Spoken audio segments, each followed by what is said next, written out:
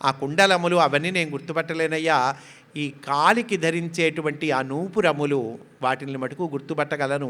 నిత్యం పాదాభివందనాత్, అవి అమ్మవారివేను, మా వదిన గారివేను అంటాడండి. కనుక అప్పటికే ఇన్ఫర్మేషన్ ఉంటుంది కాబట్టి ఈ దక్షిణం దిక్కుకు వెళ్ళేటువంటి జట్టులో ఉన్న వాళ్ళందరినీ కూడా గట్టి గట్టి వాళ్ళనే వేస్తారు. ఈ జట్టుని పంపించేటప్పుడు, ఈ జట్టుని దక్షిణానికి పంపించేటప్పుడు హనుమంతుణ్ణి పిలిచి రామచంద్రమూర్తి, హనుమ ఈ అంగుళీయకము, ఈ ఉంగరము నువ్వు తీసుకో. ఈ ఒక్క విషయం చెప్పుకొని మనం పూర్తి చేసుకుందాం. ఈ ఉంగరము నువ్వు తీసుకో, నువ్వు కనుక్కోగలవు సీతమ్మ ఎక్కడ ఉన్నది అనేటువంటి విషయము నువ్వు కనుక్కోగలవు.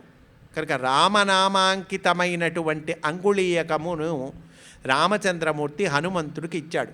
నిజానికి దక్షిణ దిశకు వెళ్ళేటువంటి జట్టుకి నాయకుడు హనుమంతుడు కాదు, జట్టుకి నాయకుడు అంగదుడు.